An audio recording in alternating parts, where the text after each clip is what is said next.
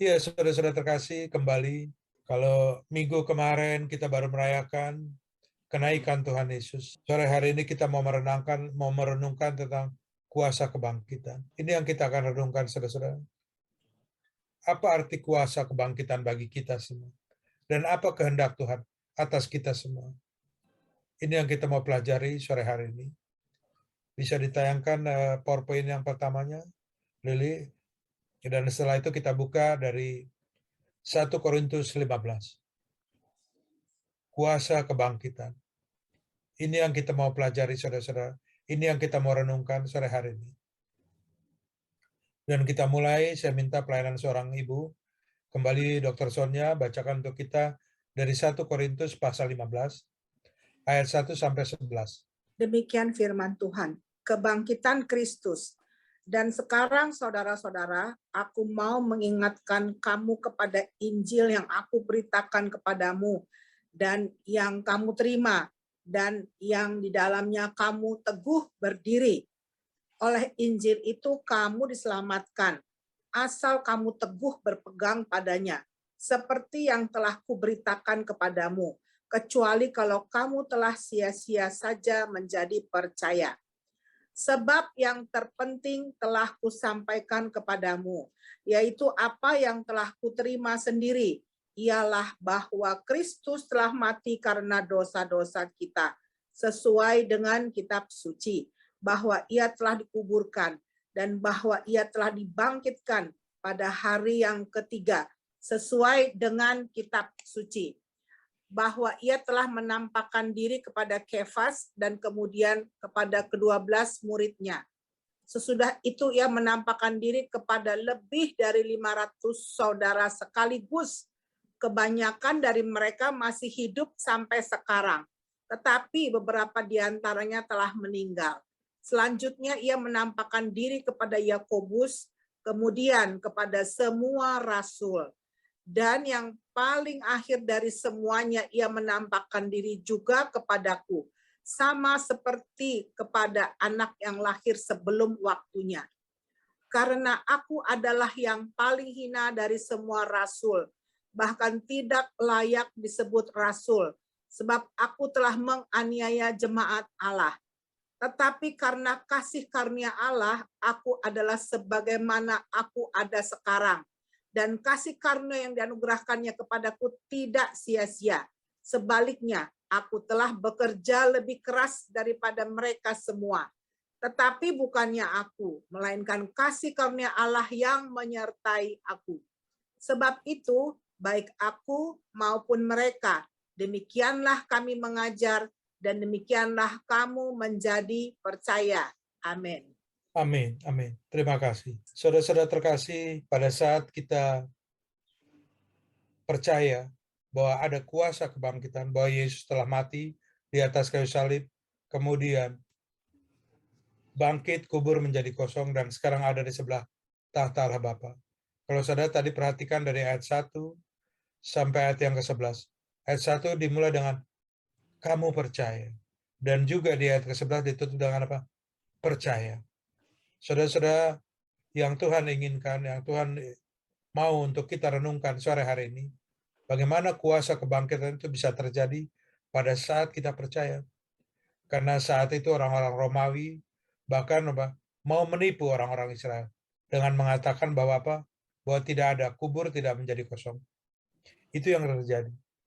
Makanya Tuhan mau mengingatkan kembali kepada kita agar kuasa kebangkitan itu benar-benar terjadi dalam hidup kita, terjadi dalam setiap aspek dalam kehidupan kita.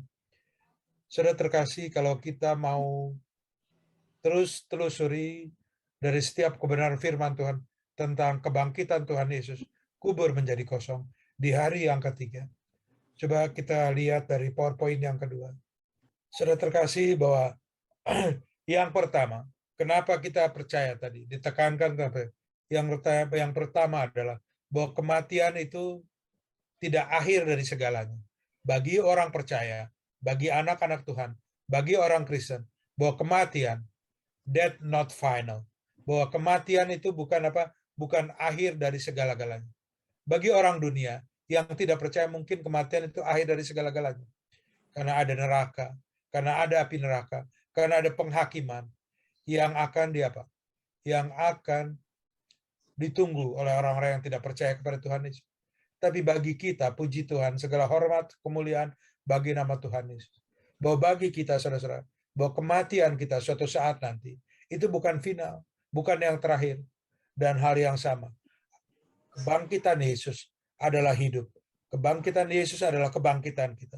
Hidup Yesus adalah hidup kita. Itu artinya bahwa kematian bukan akhir segala-galanya. Karena kebangkitan Kristus adalah kebangkitan kita. Hidup Kristus adalah hidup kita. Saudara-saudara terkasih, mari kita kembali coba buka firman Tuhan dari 1 Korintus 15 ayat yang ke-26. 1 Korintus 15 ayat yang ke-26. Saya akan bacakan untuk saudara-saudara. 1 Korintus 15 ayat yang ke-26. Bahwa kematian itu bukan akhir segala-galanya. Karena ini yang Tuhan Yesus lakukan kepada kita. Ya. Musuh yang terakhir, yang dibinasakan ialah maut.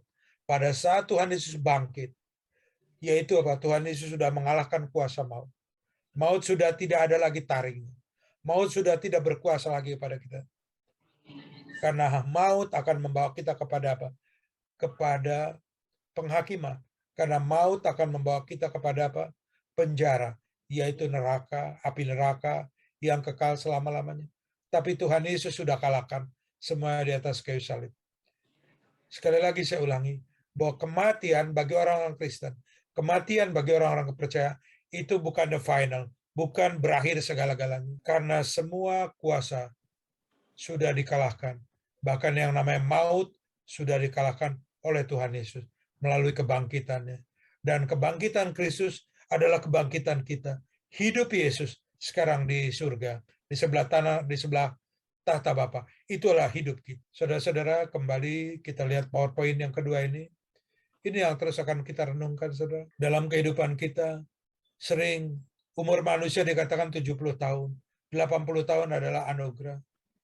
Saudara-saudara terkasih, sering kita alami dalam kehidupan manusia, sering merasa yang disebut apa? Kegagalan. Saya orang yang gagal. Saya suami yang gagal. Saya bapak yang gagal. Saya anak yang gagal. Saya kakak yang gagal. Saya abang yang gagal. Saya pemimpin yang gagal. Saya hamba Tuhan yang gagal. Kegagalan. Itu sering menjadi apa? Bagian dari kehidupan manusia. Tapi pada saat kita mau merenungkan dan kita mau percaya kepada kebangkitan kuasa Kristus, apa yang terjadi? Failure is not the final. Kegagalan itu bukan akhir dari segala-galanya. Kita boleh gagal 1000 kali. Kita boleh gagal 7 kali. Kita boleh gagal 8 kali. Tapi kegagalan itu tidak menjadi yang segala-galanya dalam kehidupan kita. Pada saat Tuhan Yesus mati, neraka tertawa. Pada saat Tuhan Yesus mati di atas kayu salib, menyerahkan nyawanya, neraka tertawa, iblis tertawa, dunia tertawa. Tapi bagi Bapa di surga, kegagalan anaknya itu bukan akhir dari segala-galanya. Di hari yang ketiga, Yesus bangkit. Hal yang sama dalam kehidupan kita, saudara-saudara. Yang kedua, pada saat kita mengerti kuasa kebangkitan, kita percaya kepada kuasa kebangkitan, bahwa kegagalan bukan akhir segala-galanya. Kita boleh gagal, saudara, apapun bentuknya, tapi itu bukan akhir daripada segala-galanya dalam hidup kita. Kembali kita coba belajar dari apa yang terjadi dengan bangsa Israel. Pada saat mereka merasa gagal, kita mau kembali kepada firman Tuhan. Pada saat kita merasa gagal, kita merasa tidak mampu, apa yang terjadi? Kita buka saudara dari Yosua pasal 3. Saya minta Bu Kristinaya tolong bacakan untuk kita. Yosua pasal 3 ayat 15 sampai 17. Segera sesudah para pengangkat tabut itu sampai ke sungai Yordan, dan para imam pengangkat tabut itu mencelupkan kakinya ke dalam air di tepi sungai itu. Sungai Yordan itu sebak sampai meluap sepanjang tepinya selama musim menuai. Maka berhentilah air itu mengalir. Air yang turun dari hulu melonjak menjadi bendungan jauh sekali di dekat Adam, kota yang terletak di sebelah Sartan. Sedang air yang turun ke laut Araba itu, yakni laut asin, terputus sama sekali. Lalu menyeberanglah bangsa itu di tentangan Yeriko. Tetapi para imam pengangkat tabut perjanjian Tuhan itu tetap berdiri di tanah yang kering, di tengah-tengah sungai Yordan. Sedang seluruh bangsa Israel menyeberang di tanah yang kering, sampai seluruh bangsa itu selesai menyeberangi sungai Yordan. Amin. Amin, amin. Terima kasih untuk pembacaan firman. Saudara-saudara terkasih, kalau kita lihat di ayat 15, pada saat para imam mengangkat tabut, saudara bisa garis bawahi tabut. Tabut adalah artinya apa? Kebangkitan, saudara-saudara. Tabut artinya adalah kebangkitan. Perhatikan di sini. Pada saat sungai Yordan sedang banjir, bangsa Israel harus menyeberangi sungai Yordan. Dan yang diseberangi apa? Kita lihat di ayat 16, di dekat Adam, kota yang terletak di sebelah Sartan. Kalau saudara mau mencatat, apakah arti kata Adam, saudara? Adam adalah manusia, flesh, daging, kita semua. Dan yang kedua, pada saat kita percaya kepada kuasa kebangkitan Kristus, semua kedagingan kita, semua kita, saya ini, Joel Harahap, itu sudah apa? Sudah dibasuh dengan air sungai Yordan. Sudah dihapuskan dengan air sungai Yordan. Sehingga pada saat kita terima Yesus, kita percaya kepada Yesus, kita sudah dibasuh dengan air sungai Yordan. Dan kita lahir baru. Kita bangkit kembali, saudara. Tidak lagi hidup seperti masa lalu. Seperti kegagalan kita. Seperti dosa-dosa kita. Dan di sini juga apa? Kota yang terletak di sebelah Sartan. Sartan atau Saretan. Apa arti Sartan, saudara-saudara? Sartan atau Saretan adalah masalah, problem, distress, pergumulan. Dan pergumulan itu juga, itu semua sudah apa? Sudah di wipe out, sudah dihapuskan oleh air di Sungai Yordan melalui kuasa baptisan, saudara. Ini adalah gambaran bagaimana orang Israel diajarkan tentang kebangkitan. Mulai dari tabut Tuhan yang tadinya sudah tidak ada, akhirnya dibawa. Dan itu yang diangkat oleh para imam, dikembalikan oleh Daud kepada para imam. Dan apa yang terjadi di situ ada kuasa kebangkitan atas orang Israel. Dan juga semua kedagingan. Adamnya, dosa Adam, atau kebiasaan kita, karakter kita, sifat-sifat kita, pikiran-pikiran kita, yang sudah bawaan, yang sudah turun-temurun, yang sepertinya tidak mungkin dirubahkan, yang tidak mungkin berubah lagi. Tapi pada saat kita percaya kepada kuasa kebangkitan, itu sebetulnya sudah dihapus ribuan tahun yang lalu oleh air di Sungai Yordan. Tuhan Yesus pada saat keluar dari Sungai Yordan, apa yang terjadi? Saat itu juga Bapa di surga berkata, inilah anak yang kukasihi dan aku berkenan kepadanya. Hal yang sama, saudara. Kadang mungkin kita melihat manusia, wah ini orang susah sekali, kopeh, kalau orang Belanda bilang, keras kepala, atau kalau orang Tionghoa bilang auban, keras, tegar tengkuk. Tapi pada saat mengalami baptisan, air itu menghapus semua Adamnya dia, karakter dia. Manusia tetap bisa berubah, saudara. Pada saat percaya kepada kuasa kebangkitan. Mungkin kita melihat orang-orang di sekitar kita. Mungkin kita melihat keluarga kita. Wah, udah susah deh. Karakternya seperti itu. Nggak bakal bisa dirubah. Tapi kita pada saat percaya kepada kuasa kebangkitan, bahwa Tuhan sebetulnya sudah menghapus mereka, kedagingan mereka, sehingga tetap mereka bisa berubah. Maka Tuhan Yesus yang memilih kita, saudara-saudara. Bukan kita yang memilih Tuhan Yesus, tapi Tuhan Yesus sendiri yang memilih kita. Kita dipanggil keluar dari Dari hidup kita, dari kita yang tidak percaya kepada Yesus menjadi percaya. Saudara-saudara terkasih, pada saat kita percaya kepada kuasa kebangkitan, bahwa kegagalan bukan segala-galanya. Karena mungkin karakter kita, atau karena problema kita tadi, syaratan tadi, itu sudah dihapus semuanya oleh air di Sungai Yordan. Dan juga semua kedagingan kita. Mungkin kita ketemu dengan sifat orang yang apa? Yang senangnya berbohong terus. Mungkin kita senang melihat orang yang sifatnya malasnya minta ampun. Itu Adamnya.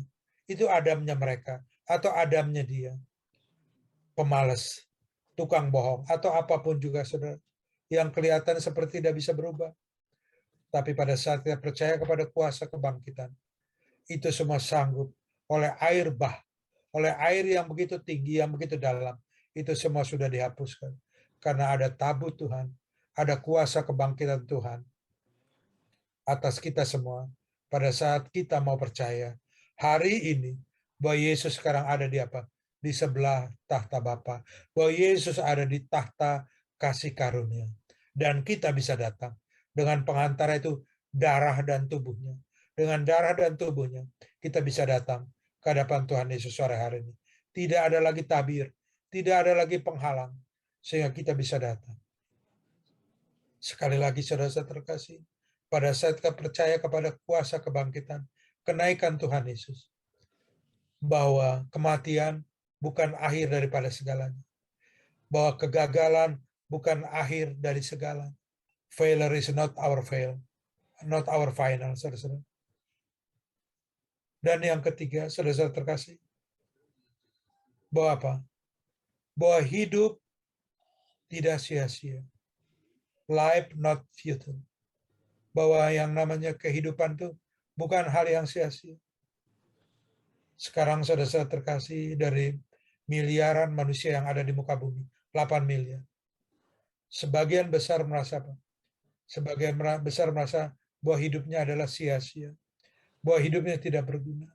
Saudara-saudara terkasih, pada saat kita percaya kepada kuasa kebangkitan, tidak ada yang namanya hidup itu sia-sia. Bahwa hidup semua berguna. Mungkin kita merasa bahwa kita tidak punya potensi. Kita tidak punya resources. Kita tidak punya support. Tidak ada yang dukung kita. Kita seperti berjalan sendirian. Kita pengen berubah tapi tidak bisa terus. Kita pengen hidup kita berarti bagi orang lain. Tapi tidak bisa juga. Saudara-saudara terkasih, bahwa kehidupan tidak pernah yang namanya sia-sia. Bahwa kehidupan selalu meaningful. Bahwa kehidupan selalu apa? Ada artinya. Saya renungkan hal ini begitu dalam, saudara-saudara. Bahkan beberapa hari ini saya terus melihat karena banyak apa yang jadi apa sekarang ya, jadi terkenal atau jadi bahkan ada yang bilang jadi agama baru. Saya nggak tahu teman-teman di Sopar pernah dengar yang namanya Stoik. Mungkin anak-anak muda tahu. Stoik itu seperti jadi agama baru, saudara. Apa sih ini singkat aja, saudara belajar sendiri. Silakan cari tahu di internet, begitu mudah. Stoik adalah pengajaran filsafat yang diajar di abad ketiga, tahun 300 Masehi. Dimulai di kota Athena. Ada sekolah Stoil namanya. Itu di situ ahli-ahli filsafat yang mengandalkan dunia. Mengajarkan yang namanya Stoik, filsafat baru. Citius dan Hirticius yang ngajar, dua orang tadi. Apa artinya Stoik tadi yang anak-anak muda tangkap, saudara? Bahkan itu dijadikan kepercayaan. Bahwa yang namanya kebahagiaan itu adalah apa? Kita bisa cari sendiri. Saya ulangi, pengajar ini mengajarkan apa? Bahwa kebahagiaan itu kita bisa cari sendiri dan kita bisa kelola sendiri. Makanya anak-anak muda sekarang diajari apa? Ayo bahagia. Cara gimana? Caranya apa? Cari sendiri, kelola sendiri. Bahwa kebahagiaan itu ada sama diri kamu. Saudara jangan salah tangkap. Bukan saya bilang bahwa kita tidak harus bahagia. Kita bahagia, joy, rejoice. Itu adalah bagian dari kita. Karena apa? Pada saat kuasa kebangkitan terjadi, Roh Kudus dicurahkan. Roh Kudus itu yang akan membawa kita kepada kebahagiaan. Bukan mengandalkan kekuatan sendiri, saudara-saudara. Tapi Stoik yang jadi agama baru, terutama di kalangan generasi muda, yang diajarkan di Barat, bahkan sekarang sudah ke Indonesia, saudara-saudara, itu mengandalkan kepada kekuatan sendiri. Yang namanya stoik tadi. Yang namanya jadi agama apa? Agama baru. Jadi happiness chaser. Jadi apa? Nguber kebahagiaan. Dengan cara mengandalkan kekuatan sendiri. Contohnya seperti apa? Dari situ berkembang ada yang namanya istilah. Zaman sekarang yang namanya apa? Toxic. Racun. Wah, ini hubungannya sudah apa? Yang namanya toxic relationship. Yang namanya apa? Toxic marriage. Ada apa? Pernikahan yang seperti racun. Hubungan pertemanan yang seperti racun. Itu semua harus dibuang. Iya, sekilas itu benar, saudara-saudara. Tapi apakah seperti itu? Yang Tuhan ajarkan? Tidak. Ada buah-buah Roh Kudus, saudara. Mungkin kita punya teman yang menyebalkan. Mungkin kita punya tetangga yang menyebalkan. Mungkin kita punya teman yang menyebalkan. Yang disebut toksik tadi. Yang bisa mengurangi kebahagiaan. Apakah kita harus buang? Ini pertanyaan. Apa kita harus putuskan? Kita tidak lagi ada silaturahmi. Kita tidak ada lagi hubungan yang baik. Kita lupakan pertemanan yang lama yang sudah bertahun-tahun. Tidak seperti itu yang Tuhan ajarkan. Ada buah-buah, saudara-saudara. Dari Roh Kudus, yaitu kita apa? Kita diminta untuk sabar. Kita diminta untuk meekness, lemah lembut. Lemah lembut bukan artinya apa? Kita tidak berdaya, saudara. Lemah lembut bukan artinya kita menjadi orang yang diinjak-injak terus-menerus. Bukan itu. Tapi ada kasih. Nah, ini yang saudara-saudara saya ingin sampaikan. Bahwa hidup tidak sia-sia. Jangan seperti orang dunia yang sekarang menjadi apa? Happiness chaser. Jadi nguber-nguber kebahagiaan. Tapi apa? Berlawanan dengan kehendak Roh Kudus. Kadang kita diizinkan, saudara. Kadang kita diizinkan ketemu dengan orang-orang supaya besi menajamkan besi. Kita ditajamkan oleh apa? Oleh manusia. Bukan kita harus hindari, saudara. Ini yang ingin saya sampaikan kepada saudara-saudara yang saya kasih. Bahwa hidup itu bukan kesia-siaan.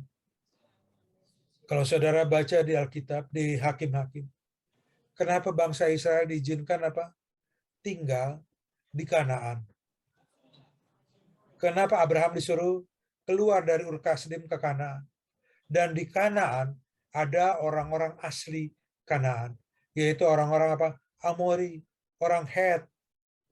Dan kebiasaan mereka, penduduk asli dari Kanaan adalah suka berperang. Dan Tuhan berkata apa? Aku sengaja biarkan keturunan Abraham masuk ke Kanaan. Sengaja, kata Tuhan. Supaya apa? Supaya anak-anak Israel terlatih berperang, karena kebiasaan orang-orang Het, orang-orang Amori, itu adalah orang-orang yang suka berperang. Kadang Tuhan izinkan sesuatu, saudara, untuk apa? Membawa kemuliaan bagi nama Tuhan. Kita kembali ke PowerPoint yang ketiga, kita lihat. Maaf, PowerPoint yang kedua. Bahwa hidup bukan kesia-siaan. Sering kita merasa kita tidak punya resources. Bahwa sudah selesai. Saya salah jurusan, saya salah pekerjaan, saya salah pelayanan, saya salah bisnis, saya salah karir, saya salah milih suami, saya salah milih istri. Kenapa saya punya orang tua seperti ini? Kenapa saya punya anak seperti ini? Kenapa saya tinggal di lingkungan ini? Kita sering merasa sia-sia.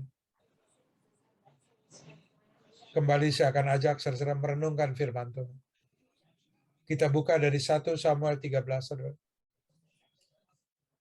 1 Samuel 13. Mulai dari ayat yang ke-19. Bahwa hidup tidak pernah sia-sia. Pada saat kita ada di muka bumi, pada saat kita lahir dari rahim ibu kita, yang dirajut, yang ditenun oleh Tuhan sendiri, tidak ada pernah sia-sia, berapapun umur kita. Kita kembali, kita buka 1 Samuel 13 ayat yang ke-19. Dan saya akan bacakan untuk saudara-saudara.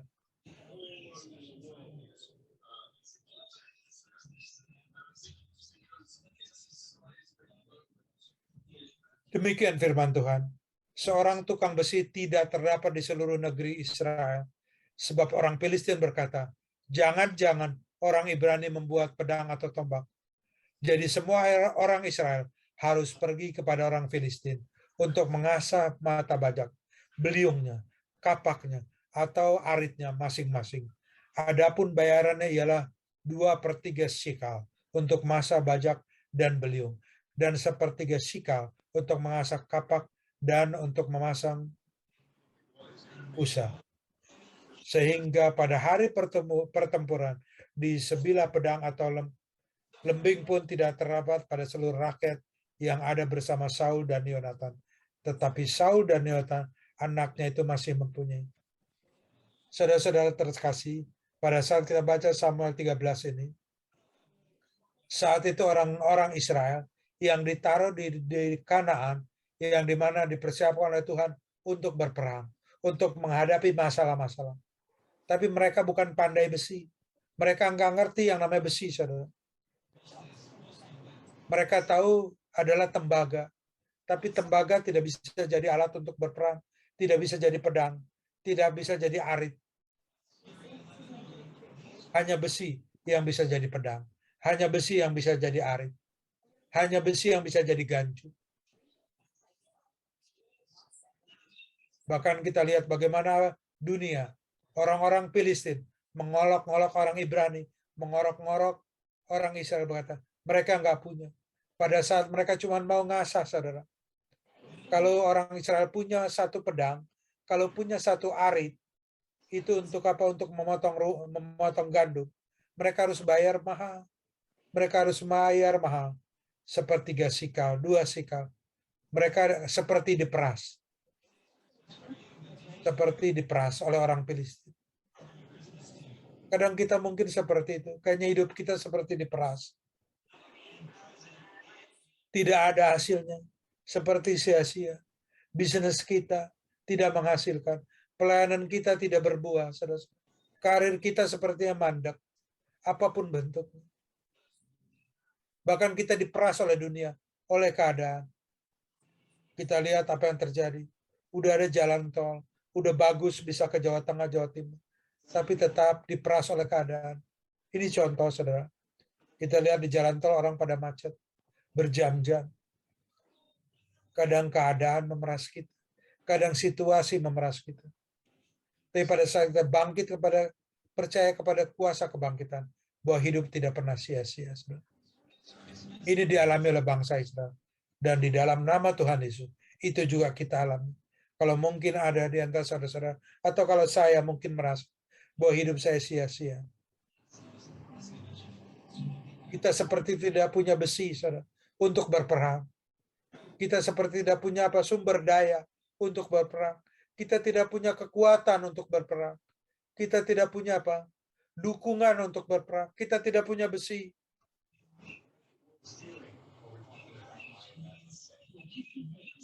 Kita lihat apa yang terjadi sama bangsa Israel. Pada saat bangsa Israel merasa sia-sia, mereka tidak punya besi. Tapi yang terjadi adalah pada saat ada kuasa kebangkitan. Tidak pernah ada kesia-siaan. Tidak ada pernah yang namanya such a waste. Tidak pernah ada, saudara-saudara. Kita buka dari Hakim-Hakim. Kitab Hakim-Hakim pasal 3, ayat yang ke-31. Saya akan bacakan untuk saudara-saudara.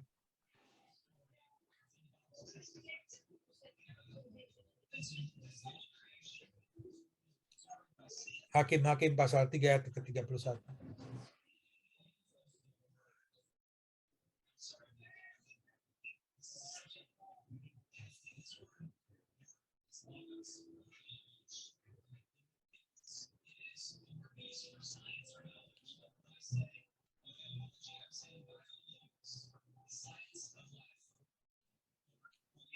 Saudara, demikian firman Tuhan. Hakim-Hakim pasal 3 ayat 31.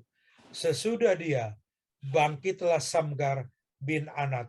Ia menewaskan orang Filistin dengan tongkat penghalau lembu. 600 orang banyaknya. Demikianlah ia juga menyelamatkan orang Israel.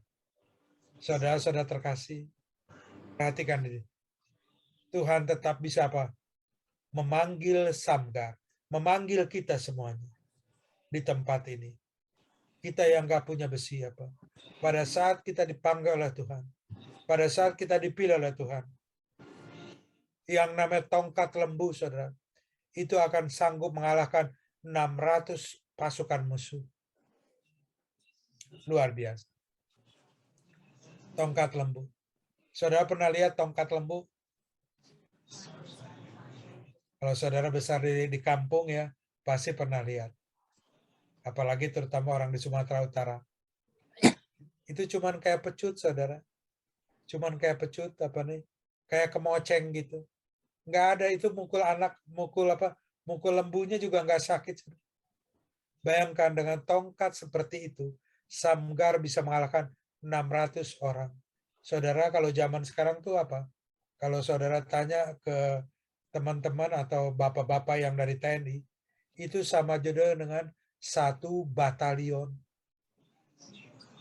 1 batalion musuh, saudara. Dikalahkan dengan apa? Cuman memakai tongkat lembu. Bukannya pakai pedang, bukannya pakai arit, bukan pakai senapan, bukan pakai howitzer, mitrailleur yang semuanya dari besi. Tidak, cuman dari dari pelepah pohon. Itu yang dipakai oleh Samgar.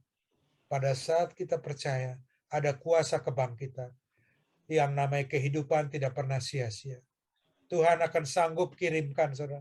Kita tidak punya besi, kita tidak punya pedang, kita tidak punya arit, tapi Tuhan sanggup berikan tongkat penghalang. Saudara ingat pada saat Daud mengalahkan jenderalnya Filistin, Goliat. Daud nggak punya pedang, saudara. Daud nggak punya arit. Daud nggak punya palu yang dari besi. Tapi ketapel, bandring, itu sanggup mengalahkan jenderalnya Filistin. Daud tidak sia-sia. Anak kecil yang cakap, yang kerjanya cuma menggembalakan domba. Dia tidak sia-sia bagi Israel. Dia sanggup mengalahkan musuh Israel. Dan itu terjadi atas Samgar. Itu juga yang terjadi atas Ehud. Itu juga yang terjadi atas Otniel, Ehud. Itu semua tidak sanggup. Tapi Tuhan memberikan kesanggupan untuk mengalahkan pasukan-pasukan Israel. Itu juga saudara-saudara. Pada saat kita mengerti pada kuasa kebangkitan, sore hari ini, saudara-saudara, bahwa hidup kita tidak pernah sia-sia. Kita tidak perlu cari happiness di luar sana yang ditawarkan oleh dunia, yang mengandalkan kekuatan kita sendiri. Pada saat kita tinggal diam di hadirat Tuhan, di hari Sabtu ini, kita terus cari wajah Tuhan, kita mau duduk, saat itu juga sukacita Tuhan akan ada atas kita semua. Saudara-saudara yang saya kasih, kematian bukan akhir bagi kita. Kegagalan bukan akhir bagi kita. Hidup tidak pernah sia-sia bagi kita. Tidak ada 10 tahun. Tidak ada. Bahkan 2 tahun, saudara. 3 tahun masa pandemi ini. Itu semua tidak pernah sia-sia. Kalau kita mau lihat kuasa kebangkitan. Saudara-saudara terkasih, kembali saya ajak saudara-saudara, termasuk diri saya sendiri. Mari kita percaya kepada kuasa kebangkitan. Tadi di 1 Korintus 15 yang kita baca. Ayat 1 mengajarkan tentang percaya. Ayat yang ke-11 mengajarkan tentang percaya. Bahkan bangsa Israel diajar untuk berperang. Pada saat mereka tidak punya besi, mereka bukan pandai besi, mereka nggak ngerti yang namanya steel technology, tapi Tuhan sanggup pakai Ehud, Tuhan sanggup pakai Otniel, Tuhan sanggup bangkitkan Samgar hanya dengan memakai pemukul lembu, saudara. Atau tongkat lembu, bukan pemukul lembu. Pada saat dunia mengajarkan tentang stoik hari-hari ini, mari kita percaya kepada kuasa kebangkitan Tuhan. Saya akan tutup renungan sore hari ini, Tuhan, saudara-saudara terkasih, dengan satu firman Tuhan. Lili, tolong buka dari Yohanes 20 ayat 31. Saudara silakan buka yang gadgetnya. Ini sebagai penutup, saudara-saudara. Kuasa kebangkitan. Yohanes 20 ayat yang ke-31. Saudara bisa melihat dari screen Atau bisa baca dalam hati, Yohanes 20 ayat 31. Yohanes 20 ayat 31, tetapi semua yang tercantum di sini telah dicatat supaya kamu percaya bahwa Yesuslah Mesias, Anak Allah, dan supaya kamu oleh imanmu memperoleh hidup dalam namanya. Amin. Amin. Amin. Terima kasih untuk firman. Saudara-saudara terkasih, kembali lagi. Tetapi semua yang tercantum di sini telah dicatat supaya kamu percaya bahwa Yesuslah Mesias, Anak Allah, dan supaya kamu oleh imanmu memperoleh apa? Hidup. Kristus bangkit, ada hidup. Tuhan mau berikan kehidupan, bukan kegagalan, bukan kesia-siaan, bukan kematian. Untuk menjawab 3 hal, dibalik daripada kuasa kebangkitan tadi.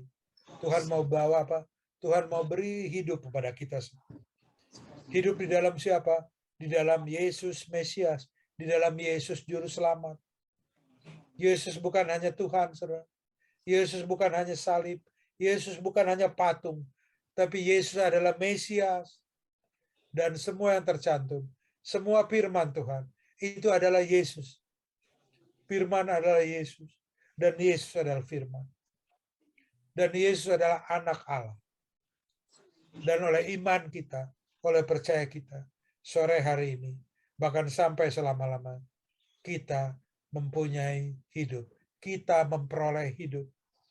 Kita tidak perlu apa jadi happiness chaser. Kita cari stoik-stoik tadi, saudara. Tapi Tuhan yang beri, kita diberi, kita memperoleh, saudara-saudara. Mari kita tundukkan kepala kita. Dan kita renungkan semua firman Tuhan yang kita sudah baca. Dan kita dengar. Terima kasih Tuhan Yesus. Terima kasih untuk hadirat-Mu, untuk kasih-Mu, untuk pengajaran-Mu Tuhan. Untuk doa-doa-Mu Bapak, yang belum pernah kami dengar, yang kami tidak mengerti sebelumnya. Sore hari ini Engkau bukakan untuk kami semua. Dan kami mengerti Tuhan Yesus. Pada saat kami percaya kepada kuasa kebangkitan, bahwa kubur telah kosong. Engkau ada di sebelah tahta Bapa. Engkau ada di tahta kasih karunia. Dan oleh darah-Mu dan tubuh-Mu, kami bisa datang ke hadapan-Mu seperti sore ini. Dan kami mengerti bahwa kematian bagi manusia bukan akhir daripada segala-galanya. Karena bahkan yang mati di kuburan pun akan bangkit pada saat Engkau datang. Bahkan kami yang masih hidup, kami akan diangkat ke awan-awan permai. Terima kasih Tuhan, bahwa kegagalan bukan akhir daripada segala-galanya. Bangsa Israel harus sering berperang, tapi Engkau terus mempersiapkan. Engkau memilih Ehud, Engkau memilih Otniel, bahkan Engkau memilih Samgar. Tuhan. Engkau bisa memakai kami semua Tuhan, untuk kami bisa mengatasi setiap kegagalan kami dalam kehidupan. Terima kasih Tuhan Yesus. Kalau sering kami merasa hidup kami sia-sia, sore hari ini, kami bertobat di hadapan-Mu. Tidak ada kesia-siaan. Engkau tetap akan menjadikan kami Tuhan, dengan apa adanya kami. Tapi Engkau akan mengirimkan Tuhan, tongkat Tuhan. Hanya sebatang tongkat untuk mengalahkan satu batalion musuh. Dengan satu hal yang sederhana, Engkau sanggup Tuhan mengalahkan semua pergumulan kami, semua tantangan dalam hidup kami. Terima kasih Tuhan Yesus, terima kasih. Urapi kami, urapi hamba-Mu Tuhan, untuk terus menyampaikan kebenaran firman. Urapi Pak Demak Tuhan dan keluarga besar. Urapi Bu Sonia dan semua keluarga besar dan ketiga anak-anaknya. Urapi Kesia Tuhan yang sedang ada di Sulawesi Tenggara. Urapi Pak Wijaya dan keluarga Bapak. Urapi Daud dan keluarga. Urapi Lili dan kedua orang tua serta kakaknya di Kendari Bapak. Urapi kami semua Tuhan. Pak Wiryadi dan Kristenaya. Agar kami mengerti Tuhan. Semua kuasa kebangkitan. Hanya dengan mengerti dan percaya kepada kuasa kebangkitan, kami sore hari ini akan memperoleh hidup. Dan hidup kami adalah menjadi berkat bagi banyak orang. Hidup kami menjadi kesaksian bagi banyak orang. Sehingga banyak orang akan memegang puncak jubah kami. Dan mereka bertanya, siapa yang menyembuhkan engkau? Siapa yang memulihkan engkau? Siapa yang memberkati engkau? Kami semua di tempat ini akan menjawab, Yesus Kristus, Yesus Mesias, yang memberi kami kehidupan yang penuh dengan berkat. Yang percaya mari kita katakan, amin. Amin. Saudara-saudara terkasih, mari kita kembali angkat wajah kita. dan angkat kedua tangan kita. Terimalah berkat yang begitu melimpah, berkat Abraham, Ishak, Yakub, di dalam nama Yesus Kristus yang telah bangkit. Dan shalom, damai sejahtera dari Rohul Kudus. Mulai sore hari ini, pengajaran, penghiburan, kekuatan dari Rohul Kudus. Mulai sore hari ini, sampai Maranatha, bahkan sampai selama-lama. Yang percaya kepada kuasa kebangkitan, mari kita katakan, haleluya, amin.